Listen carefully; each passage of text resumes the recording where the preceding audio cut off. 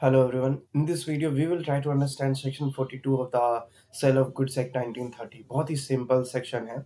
सबसे पहले समझने से पहले इसको एक बार हिंदी में भी रीड कर लेते हैं ताकि हमें कोई इश्यू ना आए। What section 42 says प्रतिग्रहण।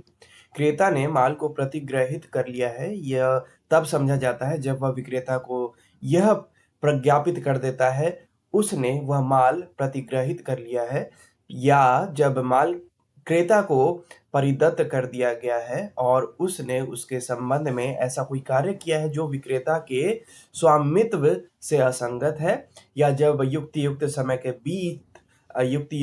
के बीत जाने पर भी वह विक्रेता को अपना प्रतिक्षेपण प्रज्ञापित किए बिना माल को प्रतिधारित किए रहता है, तब वो प्रतिग्रहण कहलाएगा। Now let's try to read it in English. Acceptance क्या होती है in the with related in the context of buyer. ठीक है, इसको पहले रीड करते हैं, उसके बाद समझने की कोशिश करते हैं। The buyer is deem to have accepted the goods when he intimates to the seller that he has accepted them. तो बायर का उस गुड्स को एक्सेप्ट करना तब मान लिया जाएगा जब वो ये चीज सेलर को बता देता है कि हाँ, ये जो गुड्स है ये मैं एक्सेप्ट कर रहा हूँ। सबसे पहला 3 चीजें इसमें मेंशन होंगी।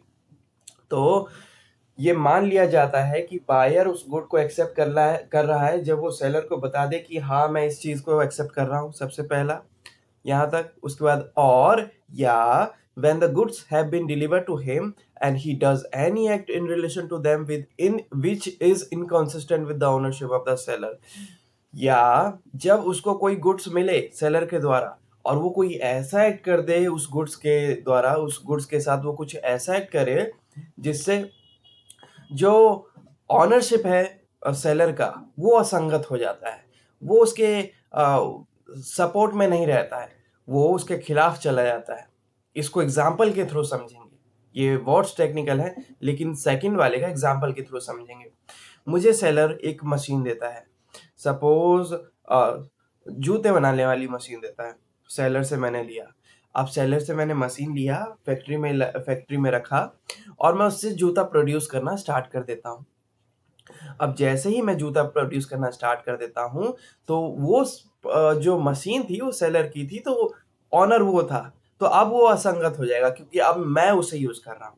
ठीक है, तो मेरा कोई ऐसा एक्ट जो इनडायरेक्टली या डायरेक्टली उसके ऑनरशिप को सेट असाइड कर दे, क्योंकि अब मेरे पोजीशन में मैं यूज कर रहा हूँ, मैं ऑनर हूँ। ठीक है, तो ऐसा इनडायरेक्टली हम उसको फील करवा दे, खुद भी फील करें, तब भी ये मान लिया जाएगा कि गुड्स जो है उसको एक्सेप्ट कर लिया गया है। ठीक है, अब मैं ऐसा नहीं कर सकता ना कि उसकी मशीन को अपनी फैक्ट्री में लगा दिया और फिर कहता हूँ कि अरे ये तो आप ही का है, मैं नहीं जानता, मैं जूते बस ऐसे ही टाइम पास के लिए, मैं तो बस ऐसे ही रखा हुआ था तो इसलिए यूज कर रहा, तो वो नहीं कर सकता ना वैसा।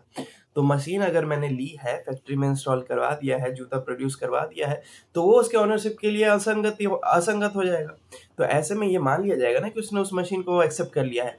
This is what second point is saying कि द बायर इज, फिर से इसको रीड करते हैं। पहला पॉइंट है the buyer is deemed to have accepted the goods when he intimates to the seller that he has accepted them, कि जब सेलर को बायर ये सूचना दे देगा कि उसने उस गुड्स को एक्सेप्ट कर लिया है, तब गुड्स एक्सेप्टेड मान लिया जाएगा बायर के द्वारा।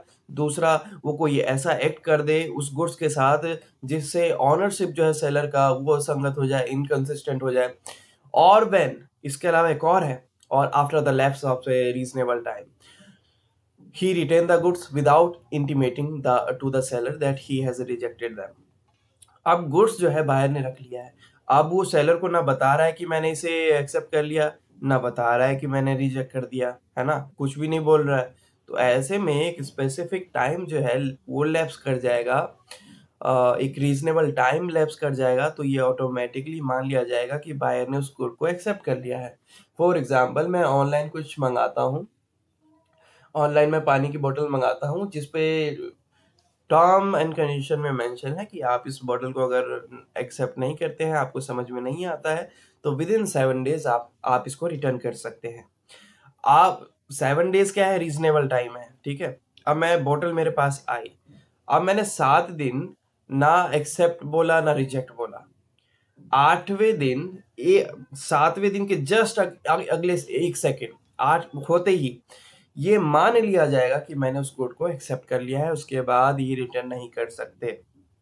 ठीक है, तो जहां पर बायर ना हाँ बोले ना ना बोले और एक स्पेसिफिक टाइम लैप्स कर जाए, एक स्पेसिफिक टाइम जो है वो समाप्त हो जाए, तो ये मान लिया जाएगा कि बायर ने उस गुड्स को एक्सेप्ट कर लिया है। So in section 42 of the sale of goods act 1930 that talk about acceptance, इसमें 3 टर्म्स दिए गए हैं बायर के रिगार्डिंग कि बायर को मान लिया जाएगा कि उसने उस गुड्स को एक्सेप्ट कर लिया है। सबसे पहला, वो सेलर को डायरेक्टली बता दे। दूसरा, वो कुछ ऐसा करे जो ऑनरशिप जो सेलर के ऑनरशिप को सेट असाइड कर दे।